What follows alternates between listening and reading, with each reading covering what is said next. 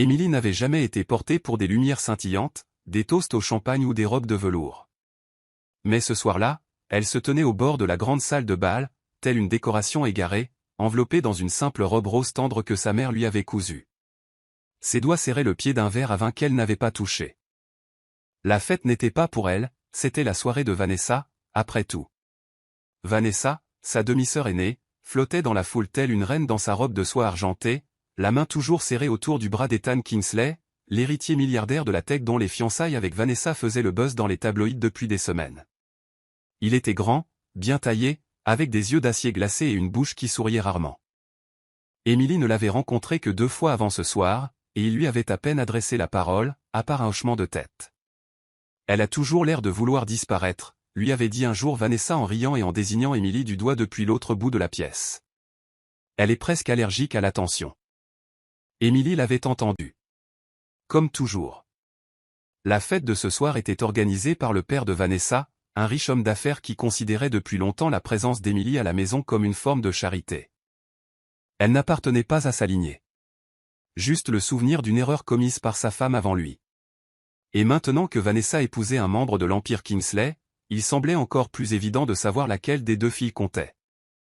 Sourire un peu, murmura Vanessa en dormant à côté d'elle et en déposant un baiser sur sa joue, aussi épais que ses cils. Tu fais croire au photographe qu'on te garde au sous-sol. Émilie força un sourire. Tu es magnifique. Je sais, répondit Vanessa en exhibant sa bague en diamant. Bon vin. Tu mérites une nuit de luxe avant de repartir, où que tu ailles. Avant qu'Émilie puisse répondre, un serveur passa. Vanessa prit 2 coupes de rosé, en tendit une à sa sœur et les trinqua. Vers un nouveau départ, dit-elle. Et une famille. Émilie hésita. D'habitude, elle ne buvait pas, surtout pas en présence de Vanessa. Mais l'instant lui semblait trop fragile pour résister. Elle but une gorgée. Et en quelques minutes, le son commença à s'adoucir. La musique devint onirique. Le lustre au-dessus de lui tourbillonnait comme une galaxie. Ses pieds semblaient trop éloignés de ses jambes, et ses voix se fondirent dans l'eau tiède. Je crois. Il faut que je m'assoie, marmonna-t-elle en s'agrippant à la rampe d'escalier pour tenter de monter l'escalier. Une main ferme lui saisit le coude. Du calme, dit une voix grave. Elle se retourna. C'était Ethan. Mais il ne ressemblait pas à l'homme froid et vif des conférences de presse. Sa veste avait disparu, sa chemise était ouverte au col. Il regarda, perplexe. Ses pupilles étaient dilatées, son expression étrangement vide. « Émilie » demanda-t-il. Elle cligna des yeux. « Je crois que c'est quelqu'un. »« Je ne me sens pas bien » interrompit-il en titubant légèrement. Trop de vin. Aucun d'eux ne se souvenait qui avait guidé l'autre dans l'escalier. Le long couloir scintillait comme du verre. Une porte s'ouvrit. Un lit. Un plafond tournoyant. Émilie essaya de reprendre la parole, d'expliquer que quelque chose n'allait pas, mais le mot resta. Ethan était là, plus près maintenant, sa main écartant ses cheveux de son visage. Son regard n'était plus froid. Il semblait presque perdu. « Vanessa » murmura-t-il. Émilie tressaillit. « Non, je le suis. » Mais ensuite, tout s'est dissous. La dernière chose dont elle se souvenait était l'odeur de son eau de Cologne. Elle se réveilla quelques heures plus tard, sous la douce lumière matinale qui filtrait à travers d'épais rideaux. Le silence. La première chose qu'elle ressentit fut le froid sur ses épaules nues. Sa robe lui descendait jusqu'à mi-cuisse. Son corps ne lui semblait pas normal. Elle se redressa, le cœur battant, serrant le drap contre sa poitrine. La pièce lui était inconnue. Au plafond. Fauteuil en velours. Un bouquet de roses fanées sur la table d'appoint. Aucun signe d'Ethan. Aucune trace de ses chaussures. Elle avait mal à la tête, la bouche sèche, la poitrine creuse. Ce devait être un rêve. Une erreur. Un rêve terrible, flou, brûlant. Mais lorsqu'elle se releva, elle sentit une douleur entre ses cuisses. L'empreinte du toucher. Et l'horrible certitude muette que quelque chose s'était produit, qu'elle n'avait pas demandé et dont elle ne se souvenait pas. Des heures plus tard, elle retourna dans sa petite chambre, évitant toutes les caméras du couloir et les femmes de chambre indiscrètes. Elle n'a pas parlé à Vanessa. Ni ce jour-là, ni le lendemain. Mais le troisième matin, Vanessa entra nonchalamment, jetant un sac de courses sur son lit. « Détends-toi, dit-elle, assise au bord du matelas, inspectant ses ongles parfaits. Il ne s'en souvient pas non plus. » Le sang d'Émilie se glaça. « Je ne sais pas de quoi tu parles. » Vanessa haussa un sourcil. « Ne fais pas l'innocent. Ça ne marche pas avec des gens comme Ethan. Ni avec moi. » Elle se leva, se penchant jusqu'à ce que son souffle réchauffe la joue d'Émilie. « Je t'ai donné l'occasion de ressentir ce que c'est que d'être moi. D'être choisi. Ne rends pas ça moche. » La mâchoire d'Émilie tremblait. « Pourquoi ferais-tu ça ?» Vanessa sourit, glaciale comme une lame. « Parce que j'avais besoin qu'il me désire. Pas seulement qu'il m'épouse. Mais il est distant. Obsédé par le contrôle. J'avais besoin de le secouer. J'avais besoin qu'il ressente ce que c'est que de perdre quelque chose. » La voix d'Émilie se brisa. « Alors tu nous as drogués ? » « Non, mon cœur, murmura-t-elle. Je t'ai drogué. » Il était déjà ivre. Mais rassurez-vous, ça a marché. Il a annulé les fiançailles. Elle se retourna à la porte. Oh, et si tu penses courir chez maman, souviens-toi juste de qui paie le loyer. La porte se referma derrière elle.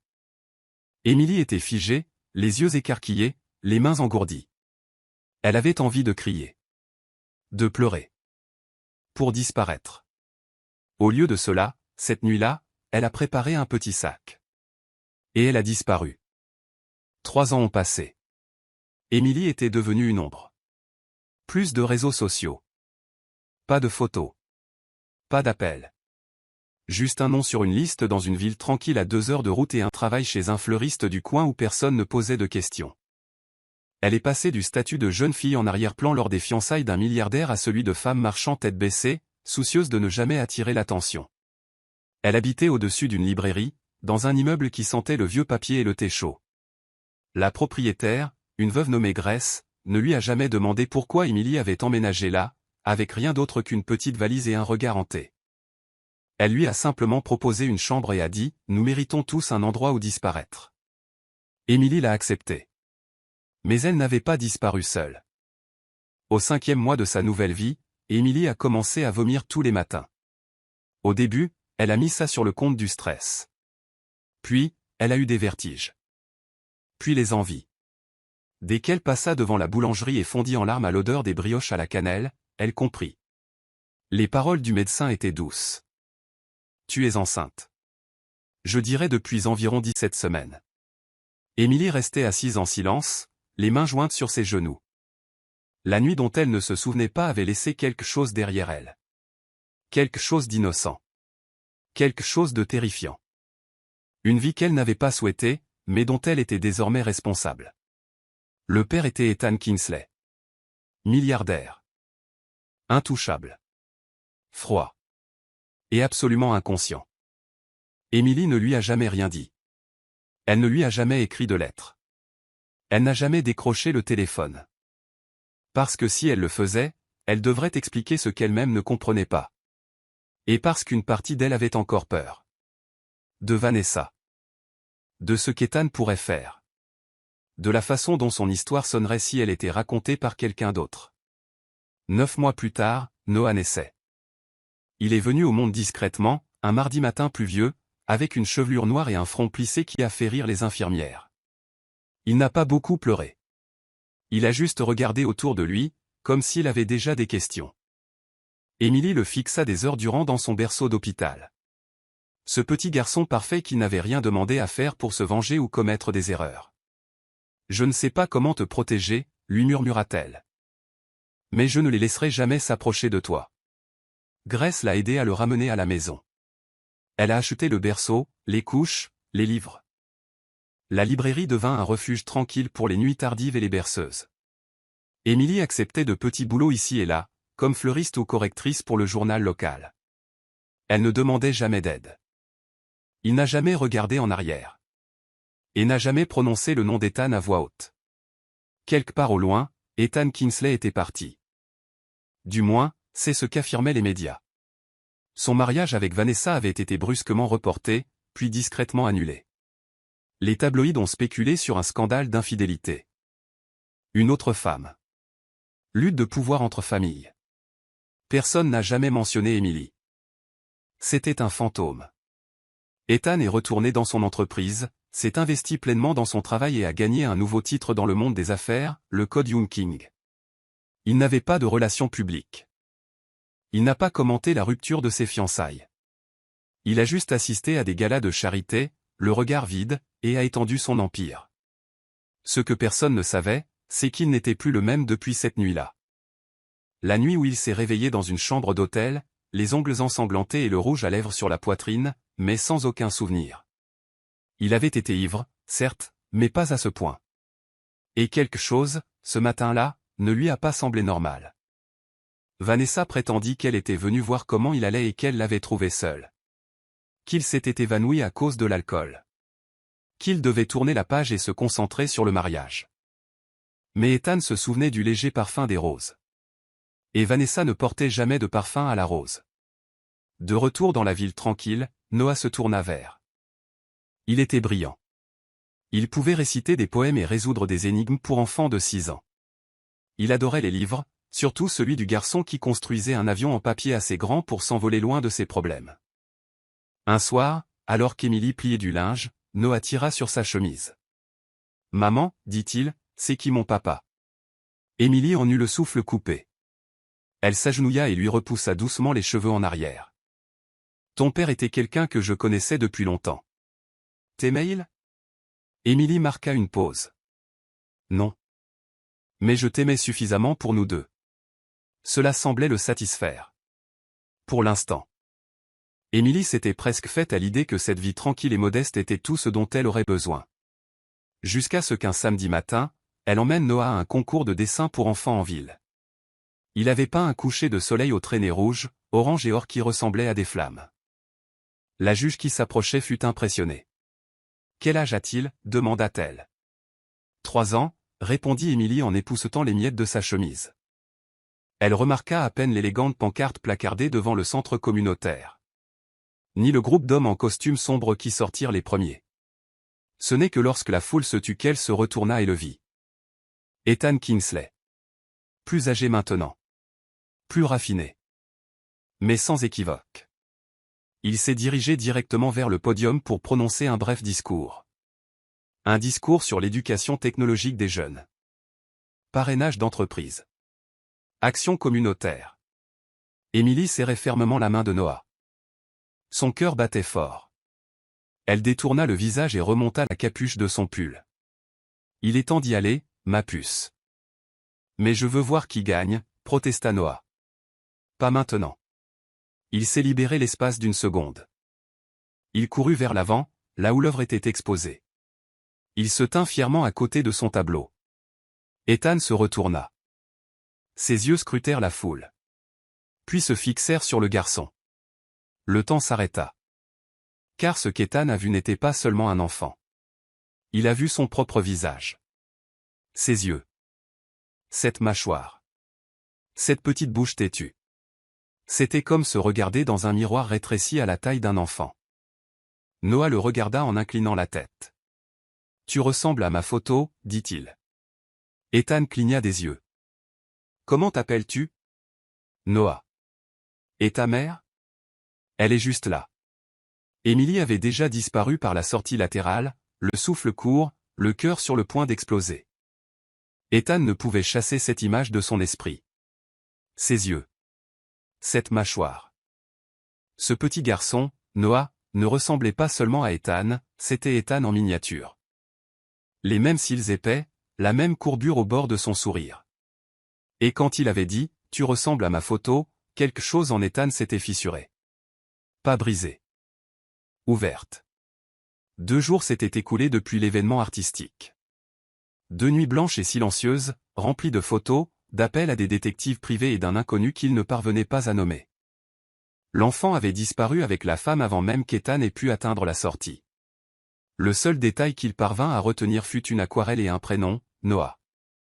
Mais Ethan Kingsley ne resta pas longtemps dans l'ignorance. Il prit son téléphone et appela Damien, l'homme qui s'occupait de tout pour la discrétion de la famille Kingsley. J'ai besoin que tu trouves une femme, dit Ethan. Non, pas un rendez-vous. Une mère. Son fils s'appelle Noah. Elle était au gala artistique Riverlight ce week-end. Milieu de vingtaine. Cheveux bruns. Des yeux de fin d'été. Damien resta silencieux un moment. C'est étrangement poétique pour vous, monsieur. Trouvez-la. Cela n'a pris que 48 heures. Elle s'appelle Emily Hart, a rapporté Damien. Mère célibataire. Aucun employeur n'est mentionné, mais elle est associée à un petit fleuriste et à une librairie sur Maple Avenue. Elle habite un appartement au-dessus de la boutique. Ethan fixait la photo que Damien lui tendait. C'était elle. 3 ans plus âgée. Plus mince. Mais ses yeux. Ce visage. Emily. La fille dont Vanessa se moquait parce qu'elle portait des vêtements d'occasion et lisait des livres au lieu de courir après les hommes. Et la fille qu'il aurait dû reconnaître. De l'autre côté de la ville, Emily était assise dans un fauteuil inclinable usé, Noah blotti à côté d'elle, profondément endormi, un biscuit à moitié mangé sur la poitrine. Elle vivait dans une panique silencieuse depuis l'événement artistique. Il nous avait vus. Elle savait qu'Ethan le reconnaissait. Comment aurait-il pu en être autrement? Chaque jour, Noah lui ressemblait davantage, sa posture, son regard, même sa façon de croiser les bras quand il était frustré. Emily Hart s'était préparée à ce moment en théorie, mais jamais émotionnellement. Elle s'était dit au fil des ans qu'il s'en fichait probablement. Il ne se souvient même plus de moi. Il n'a aucune raison de nous chercher. Mais maintenant, cet espoir s'est envolé. Elle jeta un coup d'œil à Noah et lui repoussa doucement les cheveux en arrière. Ethan essaierait-il de le prendre? Croirait-il son histoire? Se souviendrait-il seulement de ce que Vanessa avait fait? Ses pensées la rendaient malade. Le lendemain matin, Emily ouvrit la porte du fleuriste et trouva un homme en costume qui l'attendait sur le trottoir, une rose blanche à longue tige et une petite enveloppe à la main. Il inclina poliment son chapeau. Mademoiselle Hart. Elle hésita. Oui. C'est pour toi. Elle prit le mot et lut les mots écrits de l'écriture nette et précise d'Ethan. Tu me dois une conversation. Tu ne peux pas disparaître à nouveau. Ses mains tremblaient. À l'intérieur de l'enveloppe se trouvait une carte. Chambre 604, Hôtel Airbridge. Ce soir. 20h viens seul. Emily écrasa le mot dans sa main. Mais son cœur ne s'arrêtait pas de battre. À 20h précise, elle entra à l'hôtel Airbridge, son manteau serré autour d'elle. Le personnel ne posa pas de questions, tout était visiblement préparé à l'avance. Elle monta dans l'ascenseur, seule. À 8h03, elle se tenait devant la porte de la chambre 604. Elle faillit se retourner. Mais la porte s'ouvrit. Et il se tenait là. Ethan Kingsley. Chemise grise, manches retroussées, pas de blazer. Rien ne manquait, mais la froideur dont elle se souvenait s'était transformée en quelque chose de plus conflictuel. Ils se fixèrent en silence pendant 10 bonnes secondes. Puis il s'écarta. Entrez. Emily entra lentement. La suite était silencieuse. Une douce lumière brillait près du minibar. Un verre de scotch était resté intact. « Je ne veux pas de ton argent, dit-elle aussitôt. Bien, répondit Ethan. Parce que je ne le lui proposais pas. Elle déglutit. Tu te souviens de cette nuit-là? Non, dit-il. Mais je me souviens m'être réveillé cette nuit-là. Seul. Coup de feu raté. Rouge à lèvres sur mon cou. Du sang sous mes ongles. Et un mal de tête terrible. Emily détourna le regard. Je pensais être ivre. J'ai cru avoir perdu le contrôle. Mais quelque chose n'allait pas. J'en ai parlé à Vanessa. Je ne me souvenais de rien. Elle a dit qu'elle était venue me voir et qu'elle m'avait trouvé évanoui. Il l'a observé. Mais maintenant je sais qu'elle mentait. La voix d'Emily se brisa. Tu ne sais pas ce qu'elle m'a fait. Ethan s'approcha, à voix basse. Alors, dis-moi. Elle secoua la tête. À quoi ça servirait?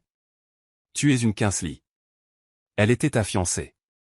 J'étais juste, il l'interrompit. Tu étais là. C'était toi qui étais dans cette pièce. Pas elle. Emily retint son souffle. Elle m'avait drogué, murmura-t-elle. Elle me tendit un verre de vin et sourit comme pour plaisanter. Je ne me souviens de rien après avoir monté les escaliers. Ethan a fermé les yeux. Et je n'ai jamais posé de questions. Je n'ai jamais regardé les images de sécurité. Je ne l'ai jamais interrogé. Je t'ai laissé disparaître. Tu ne le savais pas. J'aurais dû. Un silence s'installa entre eux, pesant et inachevé. Ethan demanda alors, est-il à moi? Émilie hésita. Oui. Sa mâchoire se serra, mais sa voix était assurée. Comment s'appelle-t-il? Noah. Il le murmura comme une prière. Puis il se retourna et se dirigea vers le minibar. Il ouvrit un tiroir et lui tendit quelque chose. Une petite montre en argent. C'était celui qu'il portait à l'université. Elle s'en souvenait. Vanessa s'en moquait toujours, le jugeant mesquin. Mais il y avait une gravure personnalisée au dos, pour eux, de la part de celui qui a cru en toi en premier. Émilie cligna des yeux. Je l'ai trouvé dans sa veste, une fois, murmura-t-elle. Dans la veste de Noé. Il l'a prise pour nous la montrer. Je ne savais pas où il l'avait eue. La voix d'Ethan était basse. Il avait dû me l'arracher du poignet cette nuit-là. Émilie se couvrit la bouche. Les yeux d'Ethan brûlaient d'une lueur indéchiffrable. Il est à moi. Je le sais maintenant. Ethan était assis seul dans la suite de l'hôtel après le départ d'Émilie. L'horloge tic-taquait doucement sur la table de nuit, mais ses pensées étaient plus fortes. Son parfum flottait encore faiblement dans l'air, lavant des quelque chose d'ancien, comme un souvenir. Il n'avait pas dit grand-chose après qu'elle eût confirmé que le garçon était de lui. Il ne savait pas comment. Noah. Son fils. Ce nom résonnait comme une vérité qu'il était à la fois trop tard pour comprendre et trop tôt pour saisir. Comment 3 ans avaient-ils pu s'écouler sans qu'il le sache? Comment Émilie avait-elle survécu seule, enceinte, abandonnée, humiliée, tandis qu'il retournait aux conférences de presse dans un silence glacial et dénué de sens? Et pire encore, comment n'avait-il pas percé à jour Vanessa? Cette nuit-là, Ethan ne dormit pas. Au lieu de cela, il s'est connecté aux archives de sécurité de Kingsley datant de cette soirée de fiançailles, 3 ans plus tôt. Il a fallu plus d'1 heure pour récupérer les anciens fichiers. Le système a signalé que Vanessa avait demandé la suppression des images des semaines après l'événement, prétextant un problème de sécurité. Mais Ethan avait des archives de secours. Il en avait toujours. Il fit défiler la page jusqu'au couloir devant la salle de bal. Elle était là, Émilie, titubant vers l'escalier, visiblement prise de vertige. Quelques instants plus tard, il apparut dans le champ, désorienté, retirant sa veste. Puis, Vanessa. Son bras se tendit vers le coin juste avant que la caméra ne s'éteigne. La caméra s'arrête à ce moment-là, murmura Ethan. Bien sûr que oui. Mais c'était suffisant. Vanessa était là. Au bon moment. Et maintenant, il se souvenait qu'elle lui avait dit le lendemain qu'il avait tout simplement trop bu. Qu'il devait oublier. Qu'il devait se concentrer sur leur image de marque avant que la presse ne s'en aperçoive. Mais maintenant, il ne pouvait pas oublier. Pas après avoir vu Noah. Pas après avoir réalisé qu'il avait manqué la naissance de son fils parce qu'il avait fait confiance à la mauvaise sœur. Le lendemain, Ethan fit ce que Kingsley faisait rarement, il arriva à l'improviste. L'appartement d'Émilie était petit, au-dessus du fleuriste, avec des rideaux tirés et un minuscule balcon rempli de basilic mourant. Elle ouvrit la porte, vêtue d'une chemise délavée, les cheveux en une tresse lâche, les yeux cernés. « Je ne suis pas là pour me battre, » dit Ethan. Émilie s'écarta sans un mot. À l'intérieur, Noah était assis sur le tapis, empilant des blocs colorés pour former un pont. Il leva les yeux lorsqu'Ethan entra, et pendant un instant, tout s'arrêta. Noah pencha la tête. « Tu es l'homme de la galerie d'art. » Ethan sourit doucement. « Oui. Je le suis. Tu es vraiment grand. » Ethan gloussa. « C'est ce qu'on m'a dit. » Émilie observait depuis la cuisine, incertaine de ce que signifiait ce calme soudain au milieu d'une tempête qui couvait depuis des années. Noah retourna à ses blocs. Ethan s'assit à côté de lui. « Puis-je vous aider ?» demanda-t-il. Noah hocha la tête. « Seulement si tu es doué pour les formes. » Ethan rit. « Je pense que je peux y arriver. » Ils passèrent les 20 minutes suivantes en silence, marchant côte à côte. Émilie les observait, incrédule. Elle n'avait jamais vu Noah s'attacher à quelqu'un aussi vite. Il était habituellement timide et réservé. Mais quelque chose chez Ethan semblait l'attirer. Non pas parce qu'il était milliardaire, mais parce qu'il était familier. Comme se regarder dans un miroir. Quand Noah quitta la pièce pour aller chercher son petit train, Ethan se leva. « Je veux faire partie de sa vie », dit-il doucement. Émilie croisa les bras. « Ce n'est pas si simple. Je sais. Je ne m'attends pas à ce que tu me pardonnes. Ou alors, fais-moi confiance du jour au lendemain. Mais il mérite mieux qu'un écho. » La voix d'Émilie tremblait. Et que se passera-t-il quand Vanessa l'apprendra? Elle se servira de lui. Elle déformera tout ça. Comme elle a tout déformé. La mâchoire d'Ethan se crispa.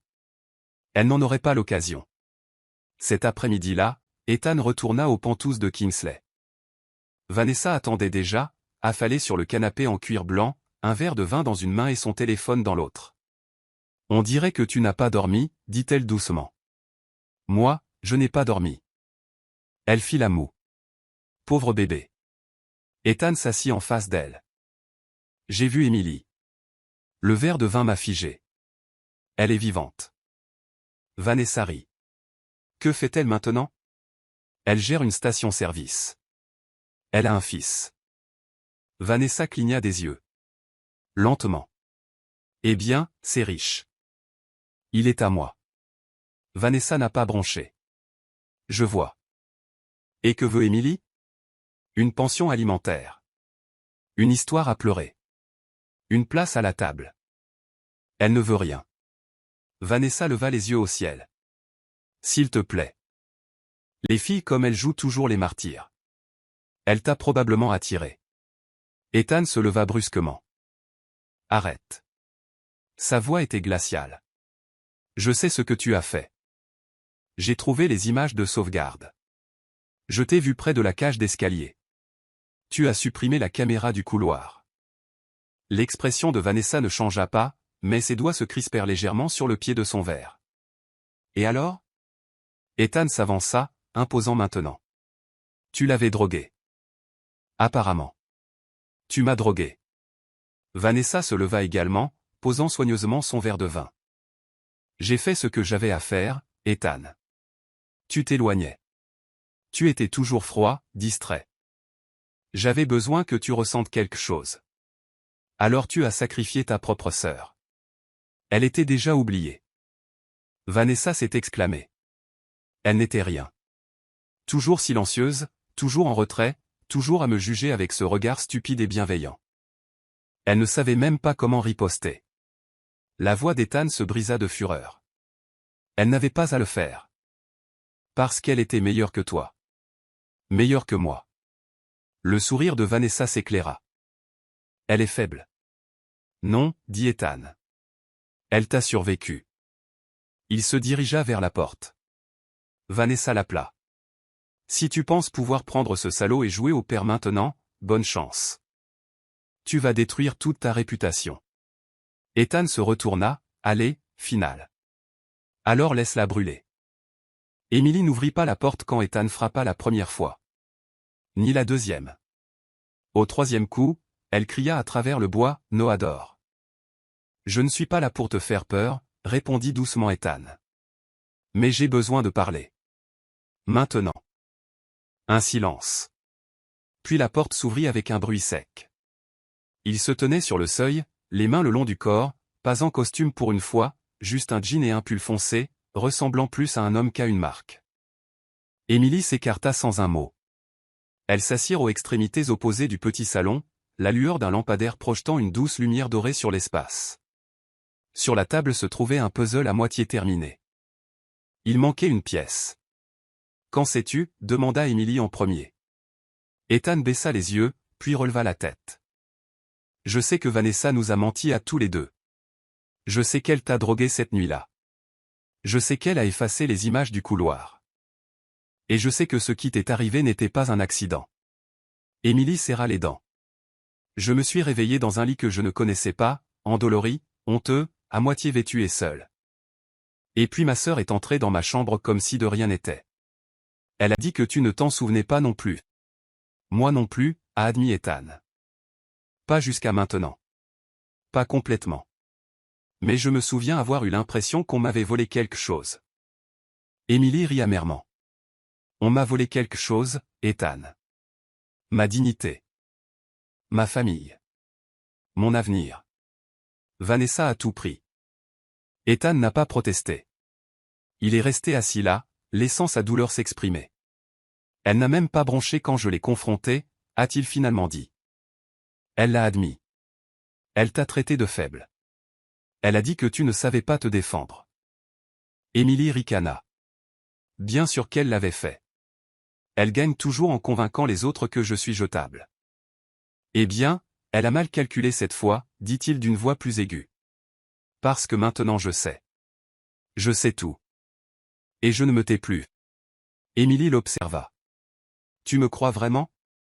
Je crois en ce à quoi tu as survécu. Un silence s'installa entre eux, comme une trêve.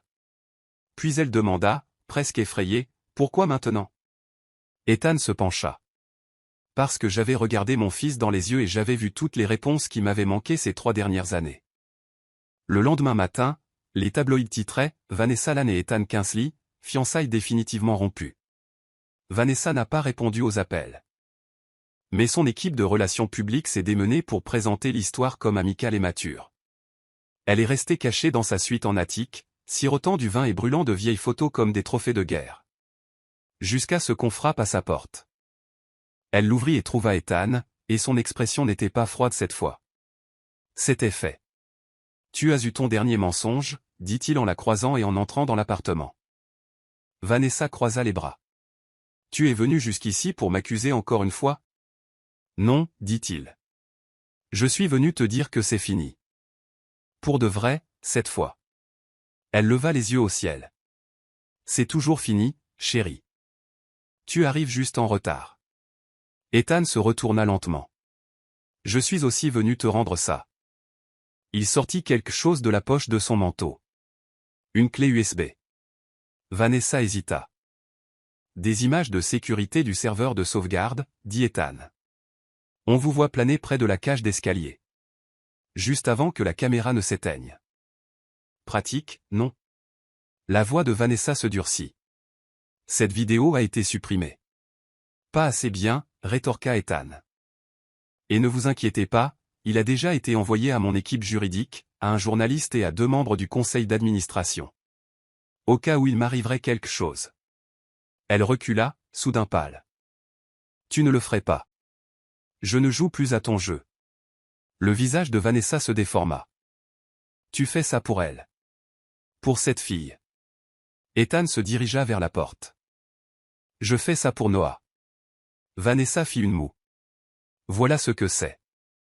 Un arc de rédemption. Le prince froid retrouve son héritier perdu et la servante qu'il a mis au monde. Non, dit Ethan. C'est juste la vérité, qui transparaît enfin à travers tes mensonges. Il est parti sans claquer la porte. C'était plus calme comme ça. Plus tard dans la journée, Ethan retourna à l'appartement-librairie. Émilie aidait Noah à dessiner une fusée sur la table de la cuisine. Il leva les yeux lorsqu'Ethan entra. Regarde, on lui a donné des ailes comme à un oiseau. Ethan sourit. C'est parfait. Émilie l'observait attentivement. Comment ça s'est passé? Je lui ai tout raconté, dit-il. Et je ne lui ai rien donné. Émilie croisa les bras. Et après? Je ne sais pas encore, dit-il honnêtement. Mais je veux commencer par être là. Si tu me le permets, dit Émilie en hésitant. Je ne demande pas à emménager, ajouta-t-il. Ou réécrire le passé. Je veux juste faire partie de sa vie. De la tienne. Même si c'est de loin. Noah tira sur la manche d'Ethan. Tu peux me lire? Ethan s'agenouilla. Je serais honoré. Émilie se détourna, cachant les larmes qui menaçaient de couler. Elle ne lui faisait pas encore confiance. Mais pour la première fois, elle ne se sentait plus seule. Vanessa Lane n'avait jamais été ignorée. Des soirées de débutantes aux couvertures de Forbes, des défilés de mode au premier rang aux événements caritatifs organisés par des commissaires, sa vie avait été un spectacle, et elle avait toujours été au centre de la scène. Mais depuis 3 jours, personne ne l'appelait. Ni son attaché de presse, ni Ethan. Pas même son styliste. Elle était assise sur son canapé blanc immaculé dans son appartement, téléphone à la main, actualisant sans cesse son fil d'actualité. Les rumeurs allaient bon train en ligne. Ethan avait été vu en train de visiter une librairie d'une petite ville. Un fleuriste. Une femme avec un enfant. Ah. Emily. Vanessa ricana en jetant son téléphone sur la table. Elle n'est rien, murmura-t-elle. Elle n'a aucune influence. Aucun pouvoir. Juste un petit garçon pathétique et une histoire à pleurer. Pourtant, ses doigts tremblaient. Puis la porte s'ouvrit et Ethan entra. Sans invitation. Sans gêne. Vanessa sourit rapidement, enfilant sa robe de soie comme une armure. Je me demandais quand tu reviendrais en rampant. Ethan ne dit rien. Il posa simplement une enveloppe marron sur sa table basse en verre. Qu'est-ce que c'est ? demanda-t-elle. Il ne répondit pas. Vanessa ouvrit l'enveloppe et en sortit le papier. Son sourire s'étira. Ses yeux s'écarquillèrent. Puis son expression se figea complètement. Test d'hypotension. Noah Kingsley, correspondance à 99,99%. Père, Ethan Kingsley. Elle rit d'un rire aigu et strident. Et alors ? Ça ne veut rien dire. Il est déjà là. Tu ne peux pas revenir en arrière et le défaire. Que veux-tu que je fasse ? M'excuser. Ethan la regarda comme si elle était une étrangère. Je ne veux pas d'excuses. Et après ? Siffla-t-elle. Je veux que tu disparaisses, dit-il doucement. Le visage de Vanessa s'est vidé de ses couleurs. Toi. Tu n'es pas sérieux. Je le suis. Plus de presse. Plus de fiancés à Kingsley.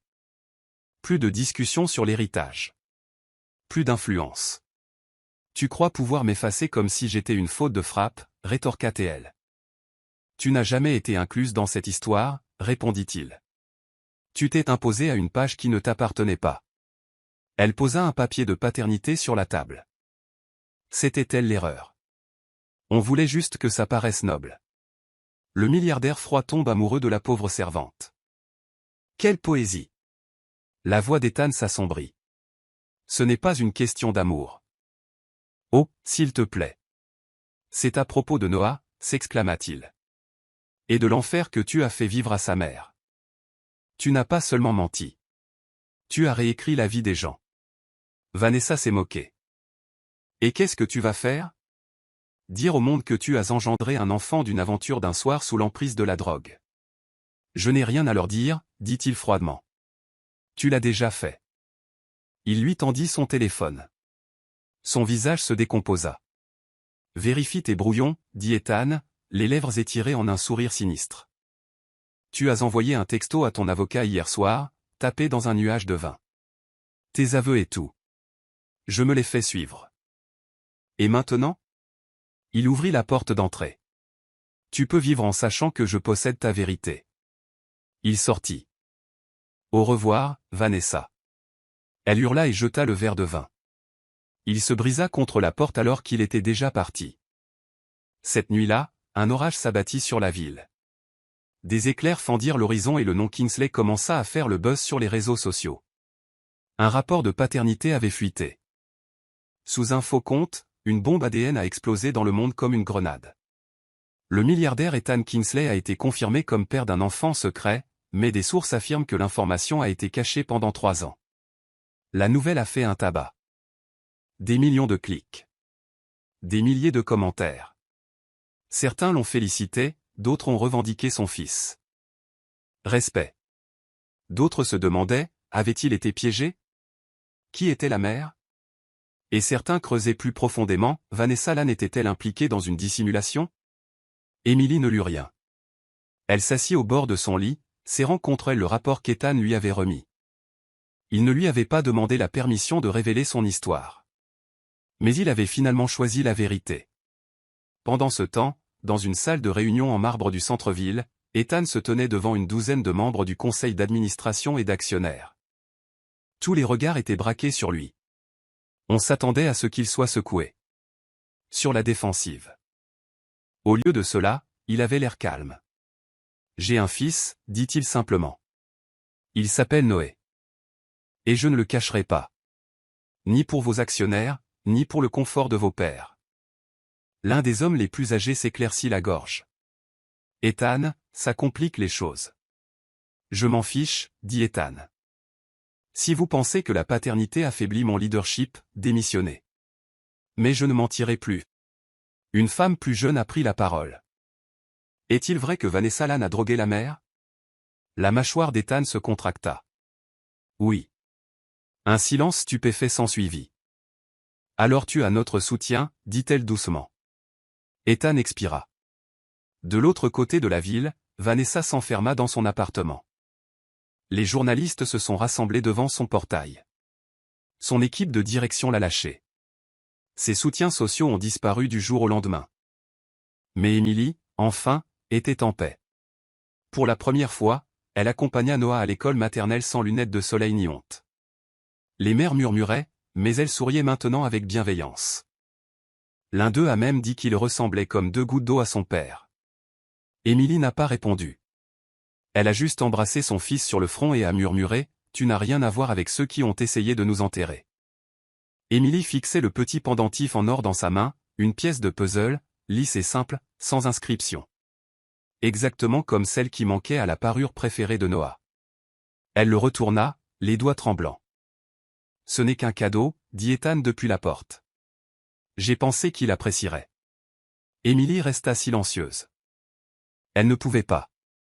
Il avait l'air trempé, la pluie dégoulinait sur ses manches, les cheveux plaqués, mais cela ne semblait pas le déranger. « Je n'aurais pas dû venir si tard, ajouta-t-il. Mais j'avais besoin de le voir. Juste une minute. » Emily l'observa en silence, puis s'écarta lentement. Ethan entra dans l'appartement, ôtant discrètement ses chaussures. Noah fut appelé sur le canapé, en pyjama de flanelle, profondément endormi, les bras enroulés autour d'un tigre en peluche usée. Ethan s'assit par terre, près du canapé, et le regarda simplement un instant. « Fait-il des cauchemars » demanda-t-il doucement. « Parfois, » répondit Emily. « Mais il ne s'en souvient jamais. » Ethan hocha la tête. « Je le faisais. Quand j'étais enfant. » Emily pencha la tête. « Ma mère est partie quand j'avais 6 ans, » ajouta-t-il, toujours aux côtés de Noah. « Mon père m'a élevé comme un soldat. Soyez plus fort. Restez silencieux. Travaillez plus dur. N'aie plus peur. Ce genre de choses. » Il leva les yeux vers elle. « Je crois que c'est pour ça que je ne t'ai jamais vu. À l'époque. » La gorge d'Emily se serra. « Tu ne voulais rien voir de doux. » »« Non, dit Ethan. Mais maintenant, je crois que j'en ai besoin. » La semaine suivante, Ethan n'insista pas. Il arrivait le dimanche avec des puzzles et des muffins. Il emmenait Noah faire de courtes promenades, s'asseyait avec lui au parc et apprenait la différence entre les dinosaures trop syllabiques. Emily observait depuis la ligne de touche, hésitant entre la chaleur et la peur. C'était étrange de le voir ainsi. Non pas le milliardaire froid des couvertures de magazines, mais un homme agenouillé dans la poussière, laissant Noah recouvrir ses chaussures de luxe de craie. Un jour, Noé rentra à la maison avec sa petite poignée pleine de trèfles. Papa dit que ça porte bonheur. Emily resta figée. Est-ce que ça te va que je l'appelle comme ça, demanda Noah, les yeux écarquillés. Emily hocha lentement la tête, essayant de contenir son émotion. Si ça te semble juste, alors oui. Je n'avais pas l'impression de perdre quelque chose. J'avais l'impression de partager. Plus tard dans la semaine, Ethan est venu dîner. Emily avait préparé des macaronis au fromage maison, le plat préféré de Noah. Ils étaient assis à la petite table de la cuisine, 3 chaises dépareillées, mais l'ambiance était plus familiale que n'importe quel dîner dont Emily se souvenait. Attention, dit-elle en posant une serviette sur les genoux d'Ethan. Cette version tachera ton pantalon de créateur. Ethan sourit. Alors je suppose que je le porte fièrement. Noah gloussa.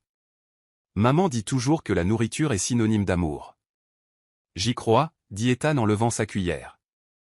Je crois en l'amour, dit Noah sans lever les yeux. Emily cligna des yeux. Ethan ne répondit pas, se contentant de tendre la main et de glisser une mèche de cheveux derrière l'oreille d'Émilie. Elle tressaillit légèrement, mais ne s'écarta pas. Après que Noah se fut endormi ce soir-là, ils s'assirent ensemble sur le balcon, enveloppés dans des couvertures séparées. La pluie était passée, laissant l'air frais et frais. Je ne sais pas ce qu'on fait, avoua Émilie. Moi non plus, dit Ethan avec honnêteté. Mais je sais que je veux continuer à être présent. Mais tu m'as laissé faire. Elle le regarda, hésitante entre pleurer et rire. Tu n'as pas l'habitude de demander la permission, n'est-ce pas? Non, dit-il avec un petit sourire. Mais je préfère te le demander maintenant plutôt que de te perdre à nouveau. Un silence s'installa entre eux, confortable cette fois. Pas forcé. Pas cassé. Juste honnête. La vidéo est sortie juste après le lever du soleil. Émilie préparait le petit déjeuner lorsque son téléphone a vibré. Au début, ce n'était que quelques notifications. Puis des dizaines. Puis des centaines. Elle en a ouvert un. Je ne m'attendais pas à ça de ta part. Fausse victime. Vrai serpent. Tu l'as piégé pour qu'il devienne père. Émilie eut un pincement au cœur. Elle cliqua sur le lien du message suivant. C'était une vidéo granuleuse, surmontée d'une musique de tabloïd et de sous-titres dramatiques. La voix de Vanessa racontait cela d'une voix calme et larmoyante. Je n'ai jamais voulu parler, mais elle l'a séduit. Elle s'est fait passer pour moi. Elle voulait le nom Kingsley. Et maintenant, elle entraîne un enfant dans ses mensonges. La vidéo montrait un clip flou d'Émilie titubant dans un couloir, vêtue d'une robe, coupée d'une manière qui la faisait paraître calculée, et non droguée. Un deuxième clip montrait Ethan penché sur elle dans l'embrasure de la porte de la chambre d'hôtel, le regard perdu, la chemise défaite. L'atmosphère semblait intime. Volontaire. Manipulé. Faux. Mais pour Internet, c'était suffisant. Émilie laissa tomber le téléphone. Noah leva les yeux de son bol de céréales. Maman. Elle se détourna rapidement. Rien, bébé. Mange ton petit déjeuner. Ses mains tremblaient tandis qu'elle versait son lait. Elle savait que Vanessa ne partirait pas sans réagir, mais là c'était de la diffamation. Et il n'y avait plus moyen de revenir en arrière. À midi, les gens appelaient le fleuriste. Les clients annulaient leurs commandes. Un blogueur est arrivé avec un appareil photo devant la librairie. Émilie est restée à l'intérieur, les stores baissés. Son téléphone n'arrêtait pas de vibrer. Article. Fils de commentaires. Message haineux. Accusation de recherche d'or, de tromperie, de séduction. Tout était écrit à son sujet comme si elle était un scandale public et non une personne. Elle se sentait à nouveau comme si elle avait 16 ans. Coincée dans la maison de son beau-père, elle survivait grâce au silence et à la culpabilité. Mais maintenant, elle avait un fils. Et il regardait. Alors elle n'a pas pleuré. Pas encore. Ethan l'appela 5 fois avant qu'elle ne réponde. Sa voix était monocorde. Tu as vu? Je l'ai vu, dit-il. Il a déjà été démoli. C'est trop tard. Non, ce n'est pas le cas. Il marqua une pause. Puis, Émilie, me fais-tu confiance? Un long silence. Puis, doucement, oui. Cet après-midi-là, Ethan est monté sur scène pour la première fois depuis l'éclatement du scandale. Les flashs des appareils photo ont brillé. Les journalistes se sont penchés en avant. La moitié du monde regardait en direct. Il se tenait calmement derrière le podium, une simple feuille de papier à la main. Il y a 3 ans, commença-t-il, quelqu'un en qui j'avais une confiance absolue avait trahi une femme que je connaissais à peine, mais que j'aurais dû protéger. Le silence s'installa dans la salle. Cette femme s'appelle Emily Hart. Et c'est la mère de mon fils. Un enfant dont on m'a empêché de me souvenir. Un enfant dont j'ignorais l'existence. Un enfant qui, malgré tout, m'a apporté plus de lumière que n'importe quel argent ou héritage. Il n'a pas bronché. Elle n'a pas demandé la gloire. Elle n'a pas demandé ma fortune. Elle ne voulait pas être sous les projecteurs. Mais quelqu'un d'autre l'Y a entraîné, par jalousie, par culpabilité, par incontrôlabilité. Il a levé les yeux. Et à tous ceux qui pensent que je devrais avoir honte d'elle, comprenez bien ceci, mon seul regret est de ne pas l'avoir trouvée plus tôt. La salle explosa de questions, mais Ethan quitta la tribune. Il avait dit ce qu'il était venu dire. Et ça suffisait. Emily regardait la diffusion en direct depuis son appartement, une main sur la bouche. Noah était assis sur ses genoux, lui tenant l'autre main. « C'est mon père », murmura-t-il. « Oui », murmura-t-elle en retour. « C'est ton père. » Et pour la première fois, ses larmes coulèrent librement. Mais pas de honte. D'être vue. Emily ne s'attendait pas à ce silence. Après la tempête de scandale, les commentaires haineux et les journalistes qui s'en prenaient à elle, le silence qui a suivi la déclaration publique d'Ethan semblait irréel, comme marcher dans la neige fraîche après une nuit d'orage. Le virus avait changé de cap. Les gens ont cessé de la traiter de menteuse. Ils ont commencé à la qualifier de forte. Et tandis qu'Internet s'en prenait au prochain grand scandale, Emily est restée ancrée dans sa vraie vie, les fermetures éclairs du sac à dos de Noah, l'odeur du basilic dans la cuisine, le regard d'Ethan. Ni par pitié, ni par culpabilité. Mais avec quelque chose de plus doux. Quelque chose se termina.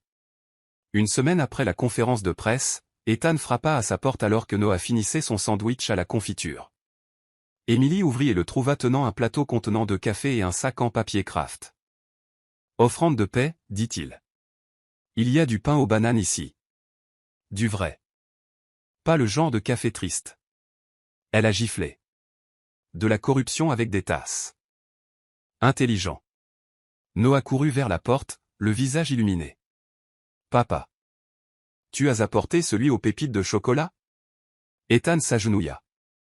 Seulement le plus fondant. Ils s'assirent tous à table, les miettes s'éparpillant, les rires se répandant dans les recoins qui n'avaient été autrefois que des sources d'inquiétude. Pendant quelques minutes, il n'était rien de plus que ce qu'il semblait être, une famille. Pas un scandale. Pas une histoire. Juste vrai. Ce soir-là, après que Noah fut couché, Ethan s'attarda. Cette fois, il ne chercha pas d'excuses. Il ne prétendait pas avoir un endroit où aller. Il s'assit simplement avec elle sur le canapé, café depuis longtemps terminé, chaussures enlevées, veste soigneusement pliée sur une chaise. Emily s'adossa au coussin, les bras croisés. « Je ne sais pas ce que tu attends de moi, » dit-elle. Ethan se tourna lentement vers elle. « Je veux savoir si j'ai encore de l'importance. » Sa poitrine se serra. Il ne demandait pas pardon. Il n'exigeait pas d'amour. Il posait une question à laquelle elle ne s'était pas autorisée à répondre depuis des années. « Je ne sais pas », admit-elle. « C'est normal, » dit-il doucement. « Tu m'as blessé. Je sais. Tu ne le voulais pas, mais tu l'as fait quand même. » Ethan regarda le sol, les mains jointes. « Je ne peux pas défaire ce que j'ai laissé arriver. Mais je peux rester. Je peux te montrer qui je suis maintenant. Pas l'homme que j'étais à cette fête. Pas l'homme qui est resté silencieux trop longtemps. » Il la regarda. « Je peux être l'homme qui se tient à tes côtés. » Emily baissa les yeux, essayant de calmer le tremblement qui la secouait. « Tu dis tout ce qu'il faut. Ce ne sont pas des répliques, dit-il. C'est ce que j'aurais dû dire il y a 3 ans. » Elle hésita. Puis dit doucement, « Tu peux rester ce soir. » Sur le canapé. Il sourit. « J'espérais que tu dirais ça. » Le lendemain matin, Emily fut réveillée par des rires dans la cuisine. Elle sortit du lit sur la pointe des pieds et jeta un coup d'œil au coin de la pièce. Noah était debout sur une chaise, remuant la pâte à crêpes tandis qu'Ethan surveillait attentivement la cuisinière. « Je crois que ça brûle, » dit Noah.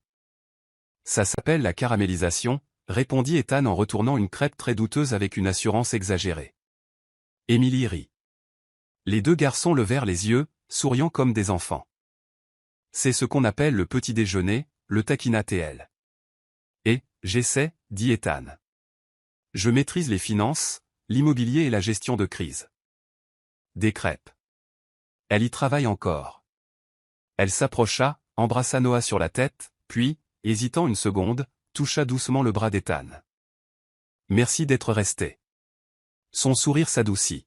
« Je resterai toujours, si tu me le permets. » Ce soir-là, après que Noah fut récupéré pour une soirée pyjama chez Grace, Emily et Ethan partagèrent un dîner tranquille. Sans bougie. Sans prétention. Juste de la soupe, du pain et de l'espace pour respirer. Après cela, ils se rassirent sur le canapé, leurs épaules se touchant presque. J'imaginais ce que je te dirais, admit Émilie. Si jamais je te revoyais, quel était le plan, demanda-t-il. Te gifler. Alors je te jetterai un livre. Et peut-être te pardonnerai-je après 20 ans. Ethan rit. Je l'avais mérité. Mais maintenant, sa voix s'éteignait. Maintenant. Elle se tourna lentement vers lui. Je ne veux pas oublier. Je ne veux plus porter ça toute seule. Leurs regards se croisèrent. Et puis, sans force, sans peur, elle se pencha. Il la rejoignit à mi-chemin. Leur baiser était doux. Lent. Réparateur. Pas de feu. Pas de feu d'artifice. Juste de la chaleur. Le lieu était modeste. Une serre reconvertie à la sortie de la ville, ornée de lyres grimpants, de guirlandes lumineuses tamisées et de bancs en absinthe. C'était l'opposé d'un mariage à Kingsley. Et exactement ce que voulait Émilie. Pas de caméra. Pas de presse. Pas de robe de créateur au prix caché. Juste elle, Ethan, Noah et les quelques personnes restées quand le monde s'est refroidi. Grace a disposé les fleurs, sauvages, imparfaites, magnifiques. Noah aida à disposer les pétales éparpillés dans l'allée, une poignée à la fois. Je ne veux pas porter de chaussures, déclara-t-il ce matin-là. Émilie rit. C'est bien, bébé. Tu es le porteur des alliances. Pas le roi. Je suis le roi, dit-il fièrement. J'ai une couronne de vache. Elle s'agenouilla et l'embrassa sur le front. Oui. Tu le fais. Ethan se tenait devant l'autel tôt le matin, ajustant les poignets de sa chemise avec plus de nervosité qu'il n'en avait jamais montré dans une salle de réunion. Daniel, l'ex-fiancé d'Émilie, l'avait autrefois qualifié d'oubliable. Aujourd'hui, elle est entrée dans la pièce et a fait s'arrêter le monde. Sa robe était simple, en soie crème, sans bijoux, sans voile, juste un simple rang de perles autour du cou et ses cheveux relevés de fleurs sauvages. Noah marchait devant elle avec les alliances, fièrement pieds nus et rayonnants. Lorsqu'Émilie s'avança, elle croisa le regard d'Ethan et ne le quitta pas. Il n'y avait ni demoiselle d'honneur, ni quatuor à cordes. Seulement une vérité qu'il leur avait fallu 3 ans pour gagner. Les vœux étaient privés. Ils se tenaient, les mains jointes, sous l'arche de lierre, tandis que leurs fils discutaient entre eux. Je n'aurais jamais cru confier ma vie à quelqu'un à nouveau, murmura Émilie d'une voix douce mais assurée. Mais tu m'as laissé le temps de guérir. Et tu n'as pas demandé à être sauvé, tu es juste venu. Encore. Et encore. Et encore. Ethan cligna des yeux, la mâchoire serrée. Je ne savais pas ce qu'était l'amour avant de le voir dans la façon dont tu as protégé notre fils, dit-il d'une voix pâteuse. Et maintenant, je veux passer le reste de ma vie à vous protéger tous les deux, sans ego. Sans fierté. Juste avec tout ce que j'ai. L'officiant sourit. Et maintenant, dit-elle doucement, avec les vœux que vous avez partagés et l'amour que vous avez bâti. Je vous déclare mari et femme. Ethan embrassa Émilie. Pas comme la première fois. Celle-ci était toujours douce, mais enracinée. Inébranlable. C'est vrai. Plus tard, sous les lumières scintillantes, Noah s'assit sur les épaules d'Ethan, poussant des cris de joie tandis que les invités applaudissaient et que la musique jouait doucement en fond sonore. Grace porta un toast avec son gobelet de cidre. À la femme qui a survécu à l'enfer, dit-elle. Et en a fait son jardin. Émilie essuya une larme, la cachant derrière un rire. Je n'aurais jamais cru voir ça, murmura-t-elle à Ethan, assis à côté d'elle sur une balançoire au bord du jardin. Tu mérites ça, dit-il en la prenant dans ses bras. Tu l'as toujours mérité. Je ne savais pas comment le donner à l'époque. Mais tu as appris. J'apprends encore. Elle posa sa tête sur son épaule. Bien, murmura-t-elle. Parce que l'amour n'est pas un trophée. C'est un processus. Pendant ce temps, dans un appartement calme de l'autre côté de la ville, Vanessa parcourait une photo de mariage sur laquelle quelqu'un avait tagué Ethan. Pas de vêtements de marque. Pas de célébrité. Juste des fleurs sauvages et des sourires. Son verre de vin était resté intact. Son téléphone n'avait pas sonné depuis des jours. Et personne ne lui avait demandé de participer à nouveau à l'histoire. Pas les médias. Ni les Kingsley. Ni même son propre reflet. Elle quitta le message et éteignit l'écran. Certaines histoires se terminent discrètement. Certains personnages n'ont pas droit à la rédemption. Et certains fantômes sont oubliés.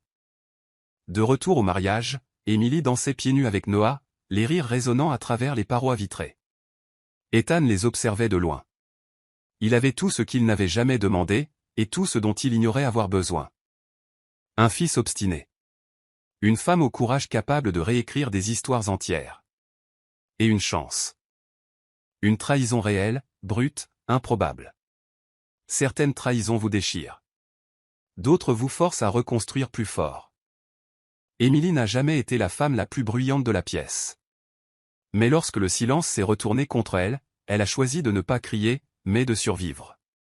Et ce faisant, elle a trouvé ce que tant de gens recherchent sans jamais atteindre, un amour qui n'avait pas besoin d'être parfait. Juste vrai. Si cette histoire vous a touché, laissez un commentaire et partagez-la avec quelqu'un qui croit encore à la guérison, même après une rupture.